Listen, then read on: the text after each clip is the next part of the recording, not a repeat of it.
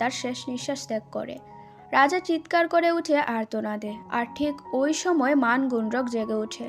রাজা লিহনের লেখা শেষ পাতাটা থেকে আলো আসতে শুরু করে, যার অর্থ ছিল নিজের বাড়ি ফিরে যাওয়া। ইয়নকে ঠিক একইভাবে মান গুণরকের আলো চারিদিক থেকে ঘিরে ধরে। রাজার হাত থেকে ইয়নের হাত ছুটতে থাকে। ইয়ন বাতাসের মধ্যে উড়ছিল। রাজা তার হাতের লেখা ডায়েরিটা দেখে আর ভাবে, তাহলে এই সেই মানগুণরক যা ইয়ন এতদিন ধরে পাগলের মতন খুঁজেছে। আর সেই মানগুণরক আমারই লেখা দিনলিপি ছিল।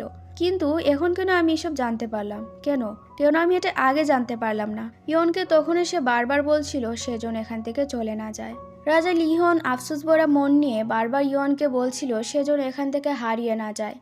এইসব বলে বলে রাজা খুব কাঁদছিল।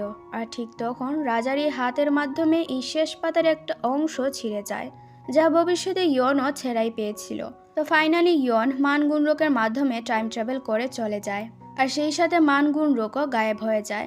রাজা একা অন্ধকারে বসে চিৎকার করছিল, নিজেকে একাকিত্বের চাদরে খুঁজে পাচ্ছিল, আর বলছিল, ইয়ন, আমি তোমাকে ঠিক খুঁজে নিব। আমি তোমাকে যে করেই হোক খুঁজে বের করব, তুমি দেখে নিও। এবার রাজা তার চাচাকে আরও একবার শেষ করে, কারণ কই মাছের জান যেতেই চায় না।